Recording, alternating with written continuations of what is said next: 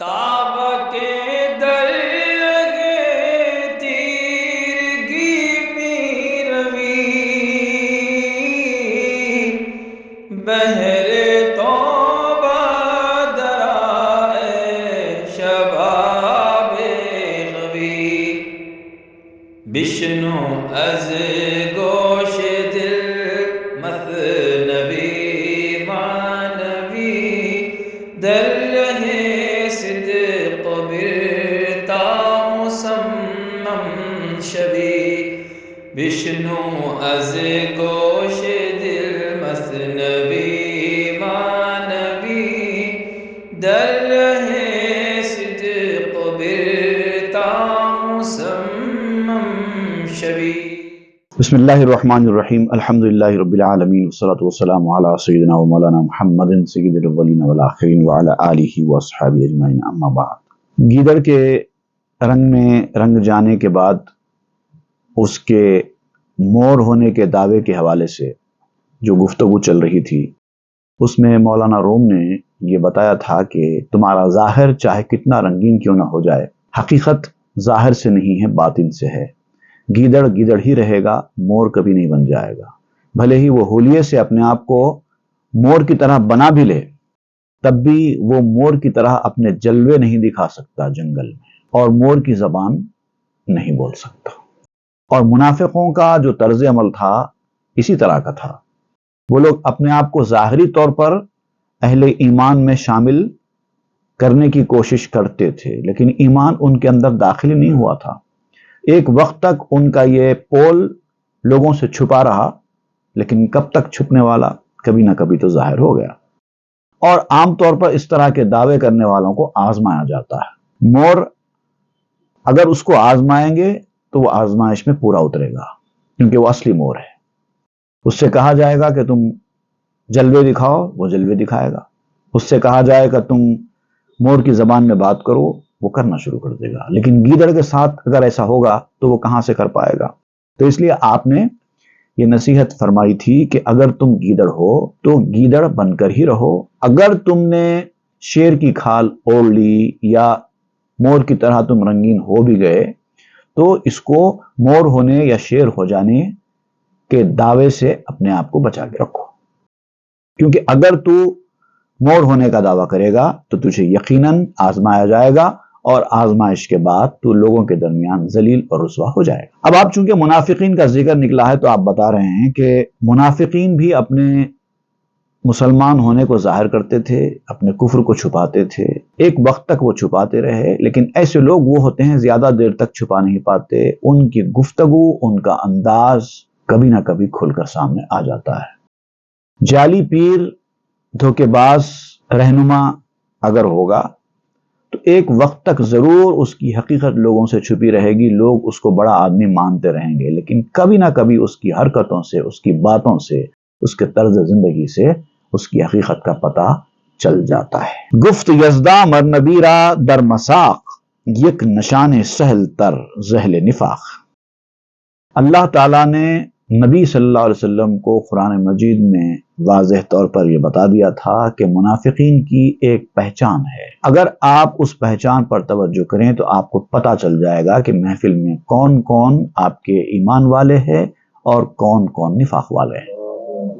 ایک پہچان ہوتی ہے، چاہے وہ اپنے آپ کو کتنا بھی چھپائیں، وہ ان کی جو علامت ہے وہ ظاہر ہو ہی جاتی ہے۔ گر منافق زفت باشد نغز و حول، وا شناسی مرورا در لہن و قول۔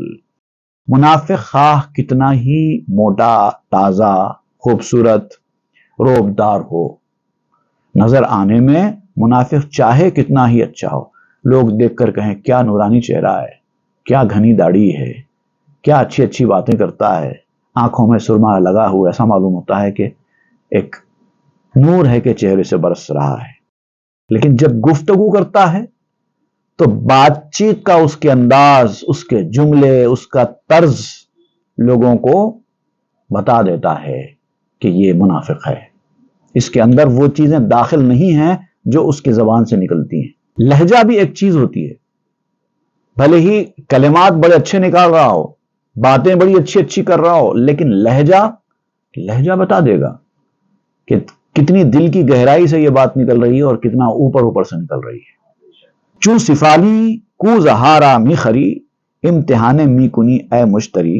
اے مٹی کے پیالے خریدنے والے انسان، جب تو کمار کے پاس جاتا ہے، پوٹری ایک وہ ہوتا نا جس میں کمار جو ہے وہ بناتا ہے مختلف قسم کے مٹی کے برتن.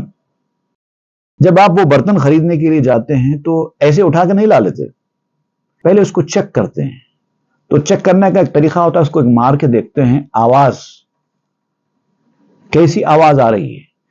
بہت سارے پاٹس ایسے ہوتے ہیں کہ آپ آگے پیچھے اوپر نیچے کر کے دیکھ لو، آپ کو بالکل ایسا لگتا ہے کہ یہ بہترین ہے، کوئی اس کے اندر خرابی نہیں ہے. لیکن جو جاننے والا ہے وہ ایسے نہیں اٹھا کے لا لیتا، وہ ایسے مار کے دیکھتا ہے. ایک عجیب قسم کی آواز آتی ہے، ثابت میں الگ آواز آتی ہے، جس کے اندر نقص اور خرابی ہوتی ہے اس کے اندر سے الگ آواز آتی ہے. وہ آواز سے پہچان لیتا ہے کہ اچھا ہے یا خراب ہے. تو آپ کہتے ہیں کہ جب تو مٹی کے برتن خریدتا ہے تو امتحان تو کرتا ہے نا آواز سے. می زنی دستے براں کوزا چرا تا شناسی استنی اشکسترا. اور جب تو خریدنے کے لیے جاتا ہے تو اس کے اوپر مارتا کیوں ہے؟ اس لیے مارتا ہے تاکہ اگر وہ کہیں سے ٹوٹا پھوٹا یا خراب ہو تو اس کے اندر سے دوسری آواز آئے جو ثابت میں اچھے والے میں نہیں آتی. بانگ اشکستہ دیگرگوں می شود بانگ چاوشست پیشش می روت. ٹوٹے ہوئے کی آواز ثابت کی آواز سے الگ ہوتی ہے.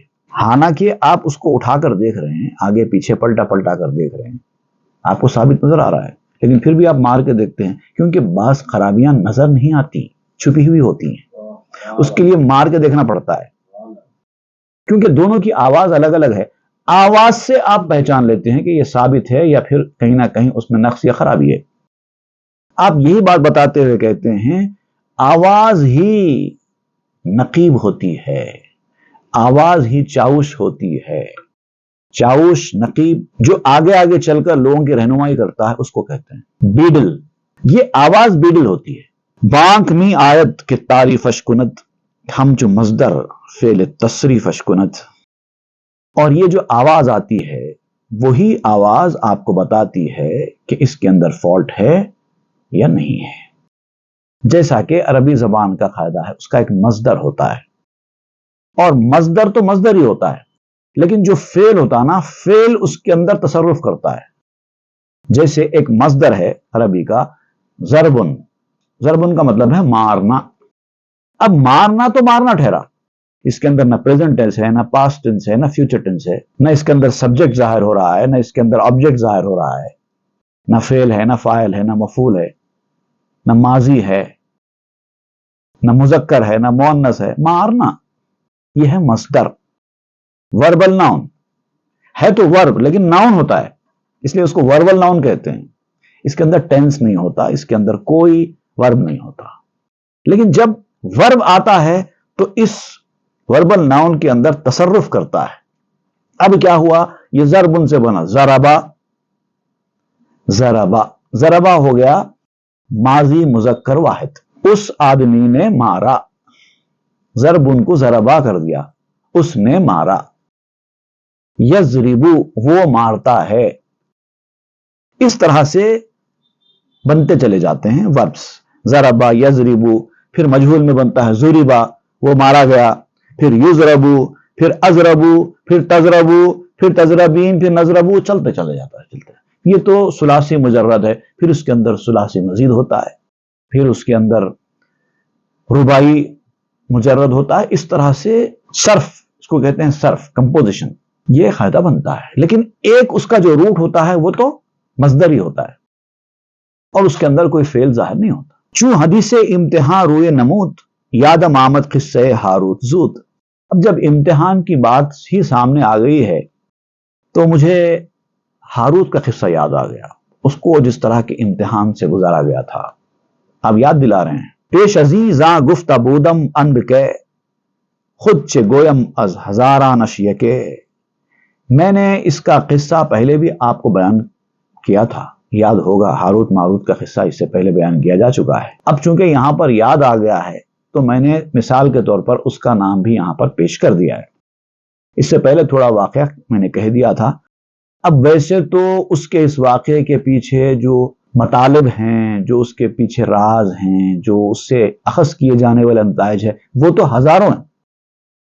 اب ہزاروں میں سے ایک جب موقع ملتا ہے میں سنا دیتا ہوں، اب پورا تو نہیں سنا سکتے۔ خاصتم گفتن درا تحقیق ہا تا کنو و ماندہ مستعویق ہا، میں اس میں سے کچھ تحقیقیں بیان کرنا چاہتا تھا، بہت ساری باتیں اس کے اندر سے بیان بھی کرنا چاہتا تھا، لیکن کچھ رکاوٹیں آ گئی جس کی وجہ سے میں بیان نہیں کر سکا، رکا رہا۔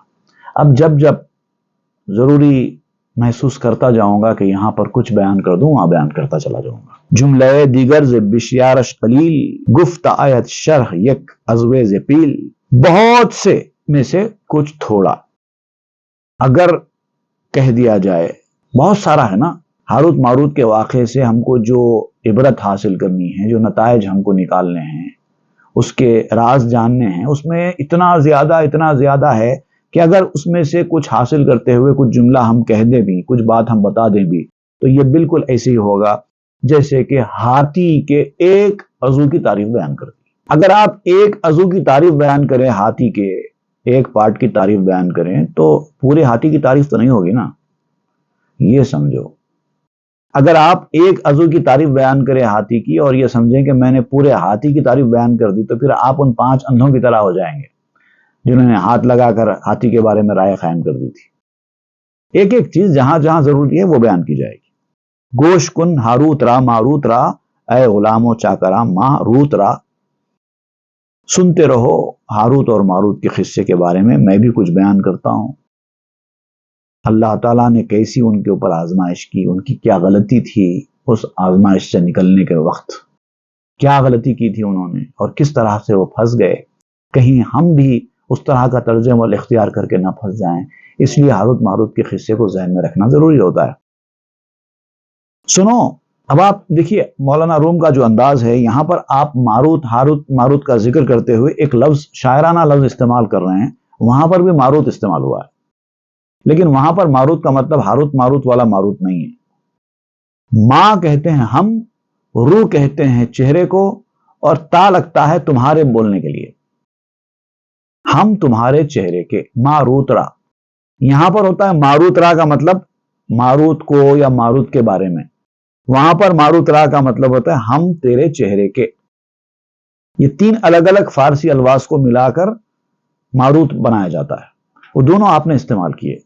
گوش کن ہاروت را ماروت را، اے غلامو چاکرا ماروت را، سن لو ماروت اور ہاروت کے بارے میں۔ اب ہم جو بیان کرنا چاہتے ہیں، اے وہ انسان، اے وہ سننے والے، کہ ہم تیرے چہرے کے غلام اور خادم ہیں۔ تو اس راستے پر آیا ہے جو کہ اہل اللہ کا راستہ ہے، سالکین کا راستہ ہے، اور محنت مشقت کے ساتھ اس راستے پر چل رہا ہے۔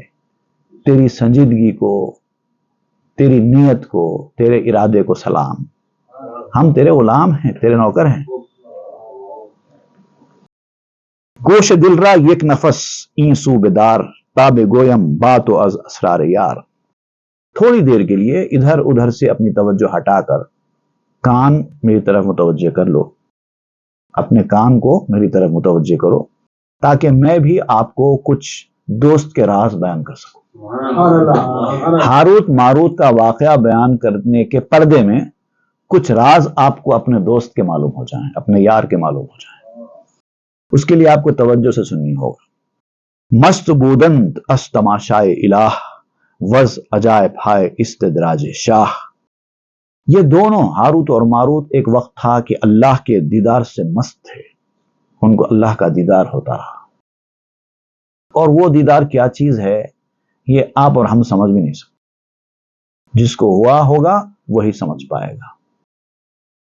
اب اس کے کچھ اشارے آپ بیچ میں دیتے جائیں گے ضرور، لیکن یہ جو ہاروت ماروت تھے، یہ لوگ اس قدر اللہ کی قربت میں تھے، فرشتے تھے، اللہ کے قرب میں اس کے دیدار سے لطف اندوز ہو رہے تھے اور اس میں مست تھے، اور اللہ تعالیٰ کے جو عجائب ہیں وہ عجائب ان کے اوپر ظاہر ہو رہے تھے۔ اللہ تعالیٰ اپنی قدرت کی نشانیاں ان کو دے رہا تھا، ان کے ہاتھ میں بہت سارا کچھ اللہ نے دے رکھا تھا۔ استدراج آپ یہاں پر اس لیے استعمال کر رہے ہیں۔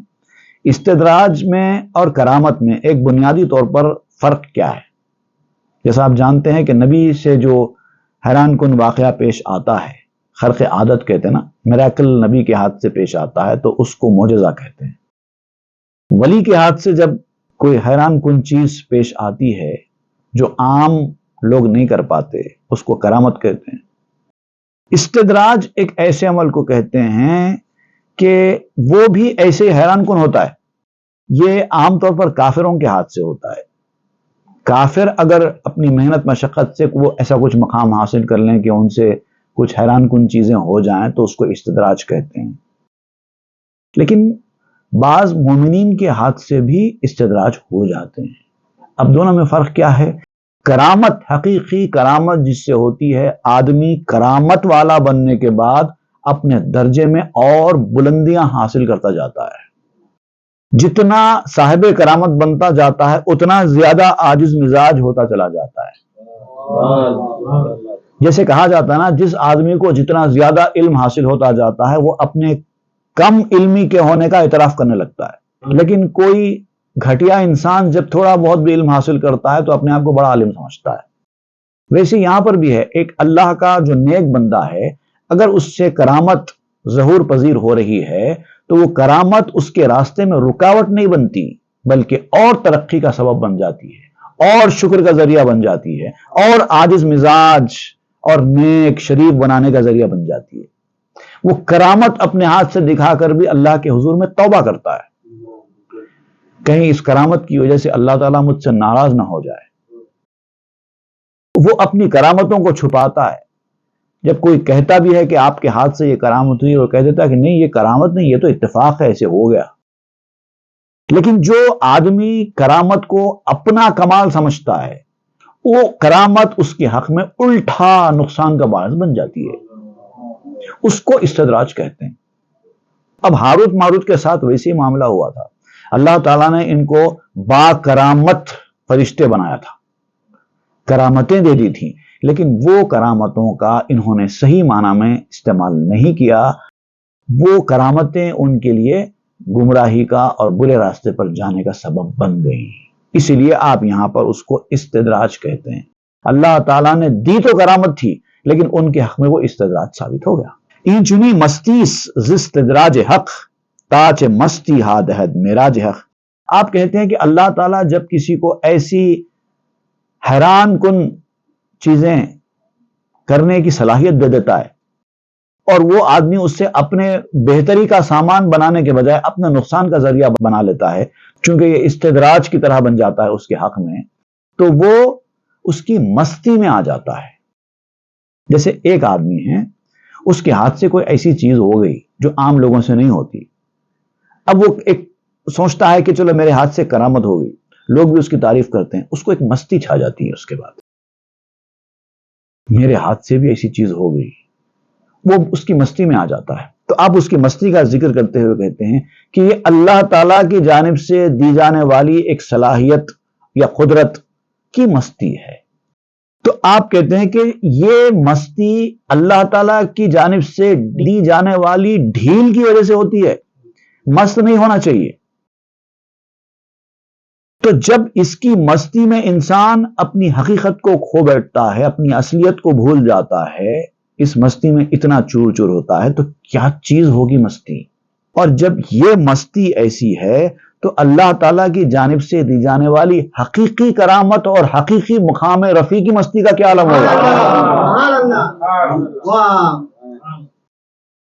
کیا عروج اس کو ملتا ہوگا جو حقیقی کرامت اس کو مل رہی ہے اللہ کی جانب سے، اور وہ ترقی پا رہا ہے اس کرامت کی وجہ سے، آگے بڑھ رہا ہے۔ تو یہ معراج حق ایک طرف آپ نے استعمال کیا، استدراج حق اللہ کی جانب سے دیا جانے والا استدراج، دوسری طرف آپ استعمال کیا معراج حق اللہ تعالیٰ کی جانب سے دیا جانے والا عروج۔ دانہ دامش چنی مستی نموت خان انعامس چہا دانت کشود۔ اللہ تعالیٰ نے استدراج والوں کو جو کچھ ڈالا دانا، وہ دانا جال والا دانا تھا، جیسے پرندوں کو پکڑنے کے لیے جال میں دانا ڈالتے ہیں، ویسا دانا تھا استدراج۔ اللہ نے تمہارے ہاتھ سے حیران کن چیز کرائی اور تم اسی کو اپنی گمراہی کا ذریعہ بنا بیٹھے، اپنی بربادی کا ذریعہ بنا بیٹھے، تو یہ تمہارے حق میں دانہ ہوا، جال میں رکھا ہوا دانہ ہوا، اور اس کے اندر تم مست ہو رہے ہو۔ یاد رکھو، وہ اگر مست ہی ہونا ہے تو اس کے انعام و اکرام کے دستر پر کھا کر مست ہو۔ وہ مستی کا یہ مستی کوئی مقابلہ نہیں کر سکتا۔ مست بودند و رہیدہ اسکمند، ہائے ہوئے عاشقانہ میزدند۔ یہ ہاروت ماروت بھی اسی طرح کے ایک مست تھے، اور ابتدا میں تو پھندے سے آزاد تھے، جال والا دانہ نہیں تھا ان کا، ابتدا میں تو اس حقیقی مستی سے مست تھے۔ اور جیسا کہ اللہ کے عاشق لوگ ہائے ہو کے نعرے لگاتے ہیں، ہو کرتے رہتے ہیں، ویسے ہی کرتے رہتے تھے، نعرے لگایا کرتے تھے عاشقوں کی طرح ہو کے۔ یہ کمینوں امتحان در راہ بود، سرسرس چونکاہ کوہرا می ربود۔ ایک گھاٹ لیکن ان کے راستے میں تھا، ایک امتحان ان کے راستے میں تھا، اور وہ اس سے غفلت میں تھے۔ اللہ تعالیٰ جب نعمتوں کی فراوانی کر دیتا ہے نا، نعمت پہ نعمت، نعمت پہ نعمت، نعمت پہ نعمت دیتا جاتا ہے، کرامت پہ کرامت، کرامت پہ کرامت دیتا جاتا ہے، تو یہ مت سمجھو کہ تم بہت بڑے مقام پر آ گئے ہو، اس کے اندر بھی امتحان ہو سکتے ہیں۔ بہت سارے اہل اللہ ایسے گزرے ہیں جن سے کرامتوں کا ظہور ہوا، لیکن ایک وقت کے بعد بھٹک گئے، گمراہ ہو گئے۔ ان کی غلامی میں آ کر اپنے عمل کو ان کا عمل بتا کر جب کرامتیں ہوتی ہیں تو یہ کرامتیں انسان کو بھٹکنے نہیں دیتی۔ اپنا ذاتی عمل سمجھ کر کرامتیں ظاہر کرو گے یا اپنی صلاحیت کا اس کو ذریعہ سمجھو گے تو گمراہ ہو جاؤ گے۔ باں کے میاں کے نوکر بنو تو کرامتیں ظاہر۔ خلق جس دن سے ہوئے باں کے میاں کے نوکر، ہر اشارے میں کرامات نکل آتی ہے۔ وہ کرامات آپ کے لیے فائدہ مند ہے، اور ہر کرامت آپ کو ترقی دیتی جائے گی۔ تو گھات میں ہوتے ہیں، امتحان ہوتا ہے، یہ مت سمجھو کرامتیں بھی آپ سے ہو رہی ہیں تو آپ یہ مت سمجھو کہ آپ کا مقام بہت بڑا ہو گیا ہے۔ کبھی بھی امتحان راستے میں آیا اور آپ چانو خارے چت۔ سرسرس چونکاہ کوہرامی ربوت، جس کی آندھی، امتحانات کی آندھی پہاڑ کو بھی ٹنکے کی طرح لے کے ہو جاتی ہے۔ اس لیے ڈرنے والی بات ہے، مستی نہیں۔ جب تک حقیقی مستی حاصل نہ ہو جائے تب تک ان چیزوں کی مستی کو پیچھے کر دو۔ امتحامی کردشاں زیر و زبر، کیبوت سرمست را زی ہاں خبر۔ تقدیر جب ظاہری طور پر عنایتوں سے نوازتی ہے، کسی کو مال، دولت، نوکر چاکر، عزت، گاڑی، بنگلہ دے دیتی ہے، کسی کو روحانی طور پر ممتاز کر دیتی ہے، بڑا روحانی شہسوار بنا دیتی ہے، بھلے ہی آپ اولیاء اللہ کے کسی بڑے مقام پر پہنچ جائیں، تب بھی خطرہ برابر منڈلا رہا ہے۔ خطرہ صرف 10 لوگوں کو نہیں تھا، باقی ہر کسی کو پوری زندگی خطرہ تھا۔ صرف 10 لوگ ایسے گزرے نبیوں کے بعد جن کو کوئی خطرہ نہیں تھا۔ تو یہ تقدیر جو ہے آپ کی زندگی کو الٹ پلٹ کرتی رہتی ہے، کبھی یہ دیتی ہے، کبھی وہ دیتی ہے، کبھی ایسا کرتی ہے، کبھی ویسا کرتی ہے، اور ہر ایک الٹنے میں پلٹنے میں امتحان ہوتا ہے۔ اور لیکن جو مست ہوتا ہے اپنی زندگی میں، الٹنے میں بھی مست اور پلٹنے میں بھی مست ہوتا ہے، اس کو خبر ہی نہیں ہوتی کہ اس کے ساتھ کیا ہو رہا ہے۔ وہ تو مست رہتا ہے زندگی میں، امتحان سے بے پرواہ، آرام سے جیتا ہے۔ خندق و میدان پر پیش او یکیست، چاہ و خندق پیش او خش مسلکیست۔ اب ایسے آدمی کے لیے خندق اور میدان دونوں برابر ہے۔ ایک آدمی جو راستہ دیکھ کر چل رہا ہے، وہ اگر کھلا میدان ہے، چٹیل میدان ہے، تو وہ آرام سے چل رہا ہوتا ہے، لیکن جیسے گڑھا یا خندق آ جاتی ہے وہ سمجھ جاتا ہے، وہ دیکھنے والا ہوتا ہے۔ لیکن جو دیکھ نہیں رہا ہے، آنکھوں پر پٹی باندھ کر چل رہا ہے، اس کے لیے میدان کیا اور خندق کیا، دونوں برابر ہے، کیونکہ آنکھوں پہ پٹی ہے۔ انسان جو ہے دنیا میں ایسی زندگی گزار رہا ہے، آنکھوں پر پٹی ہے، جب تک چٹیل میدان ہے وہ چلتا رہے گا، لیکن جیسے ہی گڑھا آ گیا، خندق آ گئی، اس کا کام تمام ہو گیا۔ چاہو خندق پیش او خش مسلک است۔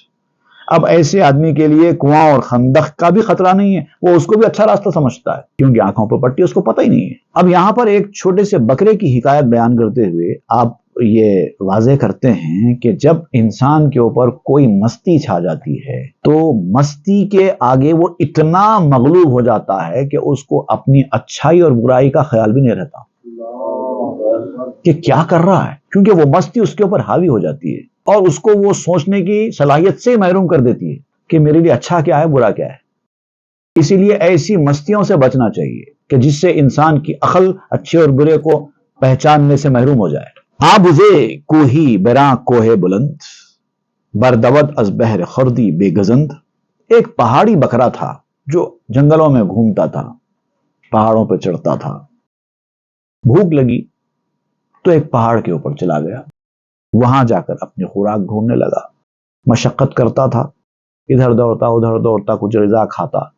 پہاڑوں کے اوپر گھاس پھوس تھی، وہاں پر چڑھ کر وہ اپنی غذا کھا رہا تھا۔ اب یہ بھوک تھی، بھوک مٹانے کے لیے وہ پہاڑ پر چڑھ گیا۔ تا الف چینت ببیند ناگہاں، بازی دیگر ز حکم آسماں۔ اب وہ گھاس چر رہا تھا، وہ گھاس چرنے کے بعد اب آسمان کی جانب سے یعنی قدرت کی جانب سے اس کے لیے ایک نیا کھیل کھیلا گیا، ایک دوسرا کھیل۔ ایک تو بھوک کا کھیل تھا، وہ اس کو پورا کرنے کے لیے پہاڑ پر چڑھ گیا۔ اب جب اس نے اپنی بھوک مٹا لی، اس کے بعد جب وہ پلٹ رہا تھا، وہاں پر قدرت نے ایک دوسرا کھیل کھیلا۔ وہ کیا دیکھتا ہے اچانک؟ بر کوہ دیگر بر اندازت نظر، مادہ بز بینت براں کوہ دیگر۔ اب اس نے دیکھا کہ اس کے پہاڑ کے متصل لگا ہوا ایک اور پہاڑ ہے، وہاں پر اس نے دیکھا کہ ایک بکری ہے جو چر رہی ہے، گھاس چر رہی ہے۔ اب یہ گھاس چرا ہوا، پیٹ بھرا ہوا ہے۔ اب اس کی نظر دوسرے پہاڑ کے اوپر پڑی، وہاں پر اس نے دیکھا کہ ایک خوبصورت بکری ہے، وہ بھی گھاس چر رہی ہے۔ اب اس کی نظر پڑ گئی اس کے اوپر۔ اب ایک بھوک مٹی، اب دوسری بھوک چالو ہوئی۔ چشم او تاریک گردد در زماں، برجہت سرمست زی کوہ تابداں۔ فوراً اس کی آنکھوں میں اندھیرا چھا گیا۔ اندھیرا چھا گیا آنے سے مراد یہ کہ یعنی اس کی اب جو بینائی دوسری والی ہے نا، وہ بینائی چلی گئی۔ اب ایک ہی چیز اس کے ذہن میں آ گئی، کسی طرح بس وہ بکری کے پاس جاؤں۔ وہ چلا، اس کے ذہن میں آ گیا، برجہت سرمست زی کوہ تابداں، مست ہو گیا اس نشے میں اور اس پہاڑ سے اس پہاڑ کی طرف چھلانگ مارا۔ اب دیکھیے، جب ایک پہاڑ دوسرے پہاڑ جو بازو بازو ہوتے ہیں تو ادھر والے کو ایسا لگتا ہے کہ یہ پہاڑ اور وہ پہاڑ ایک سے دوسرے سے جڑے ہوئے ہیں، میں ادھر سے ادھر چھلانگ مار سکتا ہوں، کیونکہ اب اس کی عقل معاف ہو گئی ہے۔ اب اس کی نظر میں وہ ایک ہی چیز ہے، بکری، کسی طرح میں بکری کے پاس جاؤں۔ اب اس حالت میں جب کہ شہوت اس کے اوپر سر چڑھ کر بول رہی ہے، اس کو کچھ دکھائی نہیں دے رہا ہے، اپنا اچھا برا کچھ نہیں دکھائی دے رہا ہے، اس کو ایک ہی چیز دکھائی دے رہی ہے، بکری، کسی طرح بکری کے پاس چلا جاؤں۔ اور خطرات کتنے ہیں، کتنا نقصان ہے، مجھے اس طرح سے جانا چاہیے کہ نہیں جانا چاہیے، کچھ نہیں پتا اس کو، بس ایک ہی چیز ذہن پر سوار ہے، کسی طرح میں ادھر چلا جاؤں۔ اب اس نے کیا کیا، اس پہاڑ سے اس پہاڑ پر چھلانگ مار دی۔ آنچنا نزدیک بے نمایت برا، کہ دویدن گرد بالو آسرا۔ اب وہ جو پہاڑ تھا جس پر اس نے چھلانگ لگائی، اس کو بالکل اس پہاڑ سے لگا ہوا نظر آ رہا تھا، جیسے کہ کوئی چھوٹا بچہ ہے گھر کے چوبچے کی طرف دوڑ جاتا ہے، ویسے ہی سمجھا کہ میں ادھر سے ادھر چلا جاؤں گا۔ آنگن میں کھیلتا ہوا بچہ جیسے چوبچے پہ ہاتھ مارتا ہے، ویسے ہی سمجھا اس نے، میں بھی ادھر سے ادھر ایسے ہی ایک پہاڑ سے دوسرے پہاڑ پہ کود جاؤں گا۔ ہزارہ گز دو گز بنمایدش، تاز مستی میل جستن آیدش۔ ہزاروں گز کا فاصلہ تھا دونوں پہاڑوں کے بیچ میں، لیکن اس کو 2 گز نظر آ رہا تھا۔ ایسا ہوتا نا کبھی کبھار، ڈسٹینس بہت ہوتا ہے لیکن ایک طرف سے بہت قریب نظر آتا ہے۔ ہزاروں گز کا فاصلہ اس کو 2 گز نظر آ رہا تھا، اس لیے تو انہیں چھلانگ ماری۔ اب اس کے اوپر ایک مستی بھی چھائی ہوئی تھی، شہوت کی مستی طاری تھی، تو اب اس کو کودنے کی خواہش پیدا ہوئی اور اس خواہش میں اس نے چھلانگ لگا دی۔ آؤ دیکھا نا تاؤ، چونکہ بجہد در فتد اندر زماں، درمیان ہر دو کوہ بے اما. جب اس طرح کے دو ڈسٹنس والے پہاڑوں کے بیچ میں کوئی ادھر سے ادھر جانے کے لیے چھلانگ لگاتا ہے تو ہوتا کیا ہے؟ وہ نہ یہ پہاڑ پہ رہتا ہے نہ وہ پہاڑ پہ رہتا ہے، بیچ میں آ جاتا ہے، دونوں پہاڑوں کے درمیان سیدھا نیچے. اوز سیاداں بے کوہ بے گریختہ، خود پناہش خون اورا ریختہ.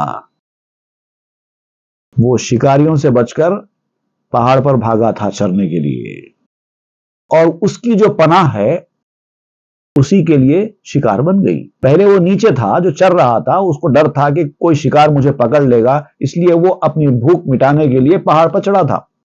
اس کا بھوک مٹانے کے لیے، پناہ حاصل کرنے کے لیے پہاڑ پر چڑھنا اس کے لیے جان لیوا ثابت ہوا.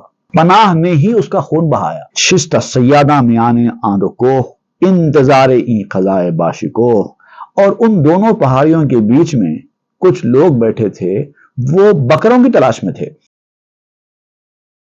اور انتظار میں تھے کہ کوئی بکرا ان کے ہاتھ آ جائے تو اس کو ذبح کر کے کھائیں. اچانک یہ بکرا ان لوگوں کے بیچ میں جا کر گر گیا. اگر زندہ بھی رہ گیا تب بھی بچنے کا کوئی تصور نہیں ہے. مطلب شہوت کی آگ میں جو لوگ ضرورت سے زیادہ غلط مقام پر کود جاتے ہیں ان کا یہی حال ہوتا ہے، یا تو سیدھا مر جاتے ہیں یا اگر زندہ بچ جائیں تو پکڑے جاتے ہیں. پھر انجام وہی ہے. باشد غلب سید این بز ہم چنی، درنا چالاکست چست و خصم بھی. اور بکروں کا شکار تو عموماً ایسے ہی ہوتا ہے، ان کو انہی کی خواہشات اور انہی کے لالچ کو بنیاد بنا کر پکڑا جاتا ہے. ورنہ بکرے جو ہوتے ہیں نا یہ بڑے چالاک ہوتے ہیں، ایسے نہیں، بے وقوف نہیں ہوتے، بے وقوف جانور نہیں ہے بکرا. وہ اتنا سمجھ رکھتا ہے کہ اگر آپ بکروں کے مندے میں سے 2 بکروں کو کہیں لے جائیں تو پورے بکرے بے چین ہو جاتے ہیں، ان کو پتا ہو جاتا ہے. آپ دیکھیے ایک بکرا اگر اس مندے میں سے کسی اور مقام پر جا رہا ہے تو پورے کے پورے بکرے اس کے پیچھے جاتے ہیں، 4 ادھر 4 ادھر نہیں جاتے. اتنی سمجھ کہاں سے ان کے پاس؟ کیونکہ وہ بے وقوف جانور نہیں ہے، چالاک جانور ہے اور چست ہے، کاہل جانور نہیں ہے، پڑا رہنے والا، کھا پی کے مست. وہ اپنی محنت کرتا رہتے ہیں، وہ لوگ چڑھتے رہتے ہیں اور دشمن کو جاننے والا، دیکھنے والا ہوتا ہے، ادھر ادھر سے دیکھتا رہتا ہے، بہت تیز نظر ہوتی ہے دشمن کے حوالے سے اس کی. رستم ارچے باسرو سبلت بوت، دام پاگی رش یقین شہوت بوت. آپ کہتے ہیں رستم بہت پہلوان، بڑا بہادر پہلوان کو کہتے ہیں رستم، کسی سے نہیں ڈرتا، ایسا بڑا پہلوان جس کے بھیانک مونچھیں ہوتی ہیں. رستم بھی اگر کوئی ہے، موٹے تازے سر کے ساتھ، ڈینجر چہرے کے ساتھ، ایسی بڑی بڑی مونچھیں، اگر رستم پہلوانوں کے اکھاڑے میں پوری طاقت اور توانائی کے ساتھ تیار بھی ہے، آپ بھی اگر اس طرح کے رستم ہیں تب بھی یاد رکھیے شہوت انسان کے پاؤں کا جال ہوتی ہے. آپ کی ساری بہادری شہوت کے سامنے آ کے فیل ہو جاتی ہے. ہم چمن از مستی شہوت بے بر، مستی شہوت بے بھی اندر شتر. آپ کہتے ہیں کہ اے سننے والے انسان، شہوت کی مستی سے ایسے ہی جدا ہو جا جیسے کہ میں ہوں.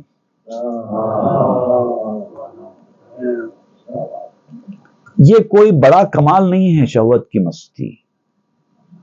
جیسے لوگ کہتے ہیں شہوت مرد کی نشانی ہے، شہوت عورت کو بھی ہوتی ہے، کوئی مرد کی نشانی نہیں ہے. مرد کی نشانی شہوت کو کنٹرول کرنا ہے. تو آپ کہتے ہیں کہ اگر شہوت کسی انسان کا بہت بڑا کمال ہوتی تو اس سے بڑا کمال تو اونٹ میں ہے. انسان سے کئی گنا زیادہ شہوت ہوتی ہے اونٹ میں. اونٹ کی مستی انسان کہاں سے لا سکتا ہے؟ تو دیکھنا ہے شہوت کی مستی تو اونٹ کو دیکھ، تیرا کیا کمال ہے اس کے اندر. باز ای مستی یہ شہوت در جہاں، پیش مستی یہ ملک دا مستہاں. اور پھر یہ جو مستی ہے یہ دنیا میں شہوت کی مستی ہے. اب دنیا تو ہے عارضی چیز، دنیا ہی عارضی چیز ہے تو دنیا کی شہوت کون سی مستقل چیز ہوگی؟ انسان ایک وقت تک دنیا میں رہتا ہے نا، جیتا ہے، جب تک انسان جیتا ہے تب تک بھی نہیں رہتی شہوت اس کے پاس، اس سے پہلے ختم ہو جاتی ہے. تو ایک عارضی چیز کی عارضی چیز ہے دنیا میں شہوت، لیکن جو فرشتوں کی مستی ہے اس کے سامنے یہ دنیا کی مستی کیا چیز ہے؟ فرشتوں کو تو اس سے زیادہ مستی حاصل ہے، اور یہ ہاروت ماروت بھی فرشتے تھے، ان کی مستی کا کیا عالم تھا ہوگا، وہ بھی بھٹک گئے. تم کیا ہے؟ مستیے این بشکنت او بشہوت التفات کئے کنت. وہ مستی، فرشتوں کی مستی وہ مستی ہوتی ہے، اس مستی کے سامنے یہ دنیا کی مستی فنا ہو جاتی ہے. جو وہ مستی والا ہوتا ہے وہ اس مستی کی طرف توجہ ہی نہیں کرتا. کیا مستی ہے انسان کی؟ چند لمحوں کی مستی، چند منٹوں کی مستی. کیا کریں گے ایسی مستی لے کر؟ ایک آدمی ایک وقت ایسی حالت تھی اس کی کہ مستی اور شہوت اس قدر بھیانک چڑھی ہوئی تھی اس کے اندر کہ وہ اس شہوت رانی کے لیے کچھ بھی کرنے تیار تھا، جائز ناجائز غلط، اپنا نقصان ہو گیا ہو جانے دو، مجھے اپنی جو ہے شہوت رانی کرنی ہے. کتنے منٹ؟ چند منٹوں کے بعد، کچھ ہی وقت کے بعد کیا ہوا اس کے ساتھ؟ پھر جب پھر اسی کی طرف اس کو راغب کرنے کی کوشش کیا جائے اب اس کو دلچسپی نہیں ہے. یہ کئی کی مستی ہے، کچھ وقت کی مستی. اس کچھ وقت کی مستی سے اپنی دنیا آخرت برباد کرتے ہو. تو وہ جو فرشتوں کی مستی ہے جس کو وہ سمجھ میں آ جاتا ہے کہ فرشتوں کی مستی کیا ہوتی ہے، وہ اس کے بعد اس دنیا کی مستی کی طرف توجہ کرتا ہی نہیں. آب شیریں تا نخوردی آب شور، خوش نمایت چوں درون دیدہ نور. جب تک تو نے اصلی میٹھے پانی کو چکھا نہ ہو، تو کھارے پانی کو ہی میٹھا سمجھتا ہے. جو لوگ گاؤں میں کنویں کا پانی پینے کے عادی ہوتے ہیں وہ کنویں کے پانی کو ہی میٹھا پانی سمجھتے ہیں. حالانکہ بعض کنویں میں میٹھا پانی بھی آتا ہے، لیکن بہت سارے کنویں تو ایسے ہوتے ہیں جو بہت کھارے ہوتے ہیں، ان کا پانی آپ پی بھی نہیں سکتے.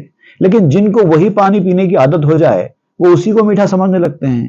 تو آپ کہتے ہیں کہ ایسے کھارے پانی والے کنویں کے پانی کو تم میٹھا سمجھتے ہو نا، تم کو اس لیے وہ میٹھا نظر آ رہا ہے کہ تم نے اصلی میٹھے پانی کو پیا ہی نہیں ہے آج تک، اور ایسا کھارا پانی تمہیں ایسا عمدہ لگتا ہے جیسے کہ آنکھوں کی روشنی ہے، کیونکہ تم نے اصلی میٹھا پانی پیا ہی نہیں ہے. تو یہ جو دنیا کی شہوتیں، دنیا کی مستیاں ہیں، یہ کھارا پانی ہے، اور وہ جو مستی ہے روحانی مستی وہ اصلی میٹھا پانی ہے. تم نے چونکہ وہ پیا نہیں ہے اس لیے تم کو یہ میٹھا نظر آ رہا ہے. ایک بار پی کے دیکھو معلوم ہو جائے گا. نسبت سمجھ میں آتی ہے نسبت کے بعد ہی، اس سے پہلے نہیں سمجھ میں آئے گی. خطرے ازباد ہائے آسماں، برکنت جارا زمیں وساقیاں. آسمانی جو شراب ہوتی نا، ہیونلی وائن، اس کا ایک قطرہ اگر آپ پی لیں تو دنیا کے سارے شرابوں، دنیا کے سارے شراب خانوں اور دنیا کے سارے ساقیوں سے آپ کی توجہ ہٹ جائے گی، بیزار ہو جائیں گے آپ. دنیا کی مستیوں سے آپ کی طبیعت اکتا جائے گی، بیزار ہو جائیں گے. You will start hating. لیکن آپ کے ساتھ ایسا اس لیے نہیں ہو رہا ہے کہ وہ خطرہ آپ نے اب تک پیا نہیں ہے. ایک ہی خطرہ کافی ہے کہتے ہیں. داچ مستی ہاود املاک را، وز جلالت روح ہائے پاک را. فرشتوں میں کتنی مستیاں ہوتی ہیں، وہ کس طریقے کی ہوتی ہیں آپ کو اندازہ نہیں ہے. اسی طریقے سے ایسے انسان جو پاک روح والے ہیں ان کا بھی یہی حال ہے کہ بے بوئے دل درام میں بستہ اند، خم میں بادا ای جہاں بشکستہ اند. اس شراب میں ایسی خوشبو ہوتی ہے، آسمانی شراب میں، کہ انہوں نے اس خوشبو والے شراب سے اپنا دل لگا لیا ہے. اور جب اس خوشبو والے شراب سے کسی کا دل لگ جاتا ہے تو وہ دنیا کے شراب خانوں میں اس کے جام، اس کے شیشے پورے توڑ دیتا ہے. ندے مینا ندے ساغر، مجھے اس کی نہیں حاجت، نگاہ مست کافی ہے مجھے اے پیر میں خانہ. یہ نگاہوں سے پلائی جانے والی شراب ہوتی ہے، اس کے اندر وہ جام، سراہی، شیشہ وہ توڑ دیتے ہیں۔ جز مگر آہاں کے نومی دند دور، ہم چو کفارے نہفتہ در قبور، سوائے ان لوگوں کے جو اس طرح کی شراب پینے سے مکمل طور پر مایوس ہو گئے ہیں، ان کو سمجھ میں آ گیا ہے کہ اب ہمارے کرتوت ایسے ہیں کہ ہم اس مقام پہ پہنچ ہی نہیں سکتے، لہٰذا وہ ٹوٹلی مایوس ہو گئے ہیں، اس لیے اس راستے سے دور ہو گئے ہیں۔ وہ سمجھتے ہیں کہ یہ چیز نہ ہم کو مل سکتی ہے، نہ ہم اس چیز کو حاصل کرنے کے لیے جو محنت چاہیے وہ ہم کر سکتے ہیں۔ قسمت سے بھی مایوس، خود سے بھی مایوس، اسی لیے دور ہو جاتے ہیں، ایسی محفلوں میں آتے ہی نہیں ہیں۔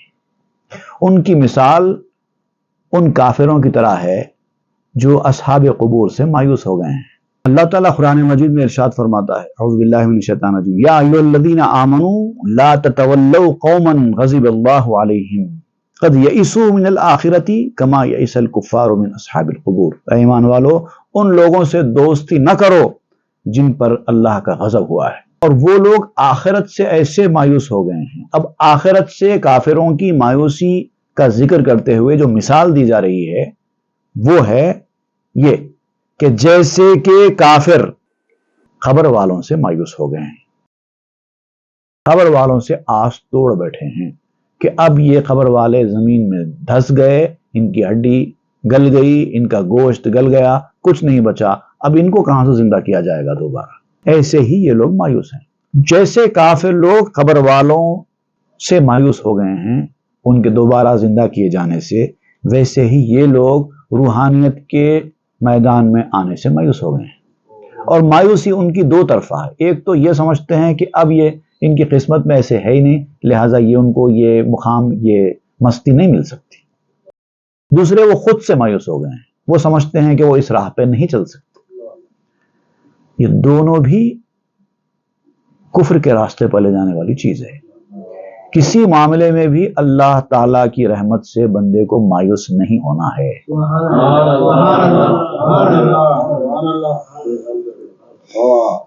نا امید از ہر دو عالم گشتان، خار ہائے بے نہایت کشتان۔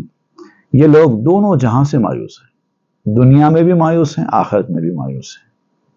کیوں؟ ان کی مایوسی کا سبب کیا ہے؟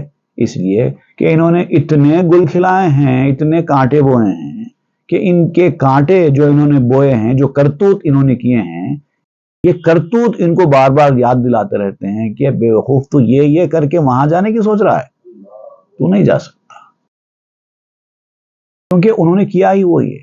جزاء بما کانوا یکسبون، جو کچھ انہوں نے کیا ہے یہ اس کی جزا ہے۔ حالانکہ ان کو معلوم ہونا چاہیے کہ اس کے بعد بھی راستہ ہے، مگر معلوم ہونا چاہیے کہ کیا ہے، اس کے لیے کیا کرنا ہے، کس کے پاس جانا ہے، کس سے پوچھنا ہے، اور پھر انسان وہ برائیاں والی زندگی چھوڑ کر اچھائیاں والی زندگی کو کیسے اختیار کر سکتا ہے۔ سسٹمیٹک طریقے سے اس کو اس مقام سے، اس راستے سے اس راستے پر لایا جا سکتا ہے۔ آدمی کتنا ہی برا کیوں نہ ہو پوری زندگی میں، پوری زندگی چاہے اس نے برائیوں میں کیوں نہ گزاری ہو، لیکن تب بھی جب تک سانس تب تک آس۔ اب آپ پھر ذکر کریں گے یہاں پر ہاروت و ماروت کا کہ وہ فرشتے تھے، مستیوں میں تھے، لیکن ان کو خیال ہوا کہ دنیا میں یہ انسان جا کر جو برائیاں کر رہا ہے، کیوں کر رہا ہوگا، آخر ہم بھی تو دیکھیں۔ انہوں نے اللہ تعالیٰ کے بارگاہ میں معروضہ کیا کہ پروردگار ہم کو بھی بشر بنا کے دنیا میں بھیج تاکہ ہم بھی جائیں، دیکھیں انسان آخر تیری نافرمانی کیوں کرتا ہے۔ ہم جائیں گے تو تیری نافرمانی نہیں کریں گے، ہم لوگوں کو بتائیں گے کہ کیسے اللہ کی نافرمانیوں سے بچتے ہیں۔ یہ تمنا کی۔ دیکھیے بعض تمنا ایسی ہوتی ہیں انسان اپنے پاؤں میں خود کلاڑی مار لیتا ہے۔ اللہ تعالیٰ نے ان کو انسانی شکل دے کر دنیا میں بھیج دیا اور وہاں سے ان کی بربادی شروع ہو گئی۔ انشاءاللہ اس کی تفصیل ہم آئندہ کے درس میں پڑھیں گے۔ صلی اللہ تعالی علی خیر خلقہ سیدنا محمد وآلہ واصحابہ اجمعین والحمد للہ رب العالمین۔ تاب کے در لگے تیرگی